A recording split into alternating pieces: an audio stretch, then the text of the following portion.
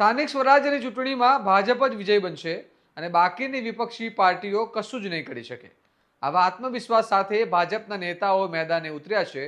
ત્યારે ભાવનગરમાં છેલ્લા ઘણા દિવસોથી વિવાદમાં સપડાયેલા ભાજપના 52 ઉમેદવારોએ આજે ઉમેદવારી નોંધાવી અને ફોર્મ ભરવા રેલી સ્વરૂપે ગયા. તે સમયે રાજ્યના કૃષિ મંત્રી જીતુ વાઘાણીએ કોંગ્રેસ અને આપ પર પ્રહારો કરતા ભાજપની ભાવનગર મનપામાં 7મી વાર જીત થવાનો દાવો કરતા રાજકીય માહોલ ગરમાયો છે. શું છે સમગ્ર મામલો? આવો વિગતે વાત કરીએ આ અહેવાલમાં. નમસ્કાર, હું છું ચિરાગ વર્ષાબેન. આપ જોઈ રહ્યા છો સ્વમાન. ચૂંટણીના સમયે દરેક પક્ષને એવું જ હોય છે કે અમારા જેટલા ઉમેદવારો ઊભા છે તે તમામ વિજય થવાના છે, પરંતુ પરિણામના દિવસે તે નેતાની વાતમાં કેટલો વજન હતો તે દેખાઈ જાય છે.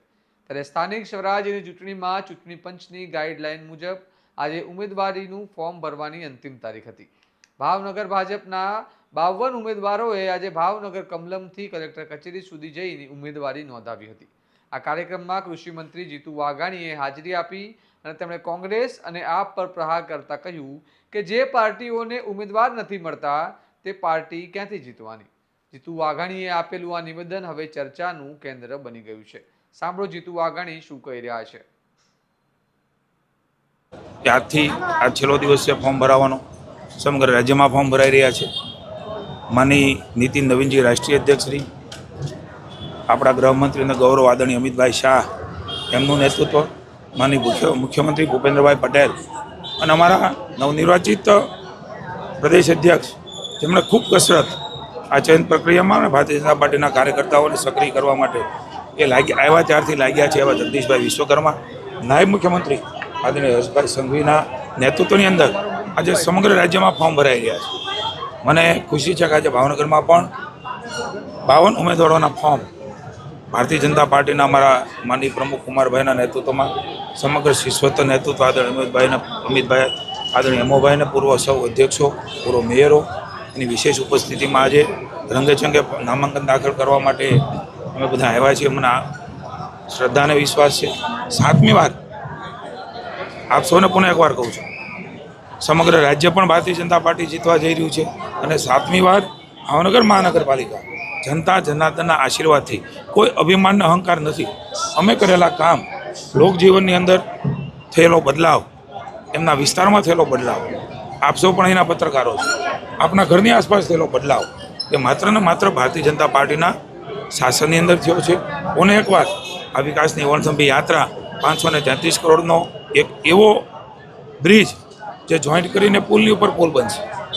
આવી વિકાસની અનેકવિધ વાતો, એ પાણી લાવવાનો હોય, એ ફોર્ટેક 6 રોડ કરવાના હોય, એ ફિલ્ટ્રેશન પ્લાન્ટ કરવાના હોય, રિંગ રોડ કરવાનો હોય, આ તમામ બાબતોમાં ભાવનગર એક ન્યૂ ભાવનગર તરીકે જઈ રહ્યું છે. ત્યારે મને શ્રદ્ધા છે કે પોકળ દાવાઓ કોંગ્રેસ અને આપ પાર્ટી કરતી રહી કે ચૂંટણી આવે, અમારી પાસે આટલી બધી તાકાત છે, આટલી મોટી ફોજ છે, એ તમામ દાવાઓ પોકળ થયા છે.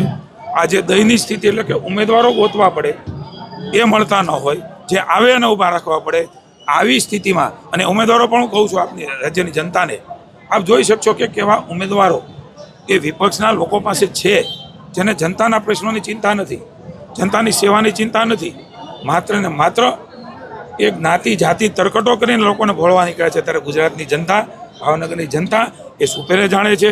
સંપૂર્ણ શ્રદ્ધા સાથે, વિશ્વાસ સાથે, વિનમ્રતા સાથે જનતાના આશીર્વાદ લઈને માનની ભૂપેન્દ્રભાઈના નેતૃત્વમાં, જગદીશભાઈના નેતૃત્વમાં મહાનગરપાલિકા, નગરપાલિકાઓ, તાલુકા જિલ્લા પંચાયતો, આ તમામ અમારી જે ચૂંટણીઓ છે એમાં જળહળતી ફતેહ એ જનતાના આશીર્વાદથી એક કમળ ઉપર સંપૂર્ણ શ્રદ્ધા રાખીને કમળના નિશાનને રાજ્યની જનતાને, ભાવનગરની જનતા જીતાડે એ વિનમ્ર ભાવે અપીલ પણ કરું છું. જીતુભાઈ, ભાવનગરમાં એવો આક્ષેપ થઈ રહ્યો છે કે ટિકિટ વેચણીમાં સગાવાદ અને જ્ઞાતિવાદ આવ્યો છે, એ બાબતે શું કહેશો?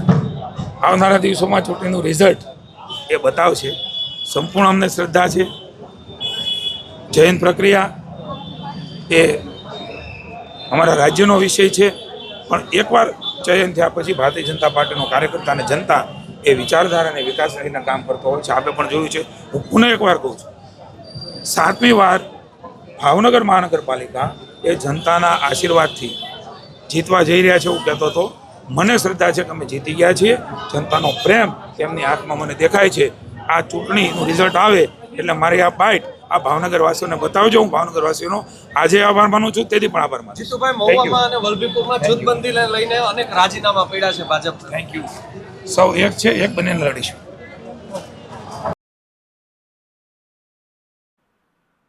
જીતુ વાઘાણીએ ભાવનગર મનપામાં સતત 7મી વખત ભાજપ જીતવા જઈ રહ્યું હોવાનો દાવો કરતા રાજકીય માહોલ ગરમાઈ ગયો છે. કારણ કે છેલ્લા ઘણા દિવસોથી ભાજપમાં આંતરિક ખેંચતાણની ઘટનાઓ સામે આવી રહી છે અને ગઈકાલે તો ભાવનગરના પૂર્વ મેયર ભરતભાઈ બારડને કાર્યાલયમાં મળવા ન જવા દેતા વિવાદ સર્જાયો હતો. નોંધનીય છે કે પૂર્વ મેયર ભરતભાઈ બારડે પોતાના ઉમેદવારીના દાવેદાર ગણાવ્યા હતા, પરંતુ પાર્લામેન્ટરી બોર્ડની મિટિંગમાં તેમને બોલવામાં ન આવ્યા હતા. આ મામલે તેમણે સ્પષ્ટતા કરી હતી કે હું શિસ્તબદ્ધ કાર્યકર છું અને તેમની કોઈ અવગણના થઈ રહી નથી. જોકે આંતરિક વિવાદની ચર્ચાઓ રાજકીય માહોલમાં તણાવ ઉમેર્યો છે. આવનારી સ્થાનિક સ્વરાજની ચૂંટણીનો માહોલ ગરમ છે તેવું છેલ્લા ઘણા દિવસોથી સામે આવી રહ્યું છે અને આવી ઘટનાઓથી એ સ્પષ્ટ થઈ રહ્યું છે. ત્યારે હવે લોકોની નજર રહેશે જીતુ વાઘાણીના ભાવનગર મનપામાં વિજય થવાની વાત પર. શું ભાજપ આ વખતે પણ બાજી મારી જશે કે પાર્ટીની અંદર દેખાયેલો આંતરિક અસંતોષ ભાજપને નુકસાન કરશે? તમારું શું માનવું છે અમને કમેન્ટ કરીને જણાવો. અને આવા જ વિશ્લેષણાત્મક અહેવાલ માટે સ્વમાનને લાઇક, શેર અને સબસ્ક્રાઇબ કરવાનું ભૂલતા નહીં. નમસ્કાર.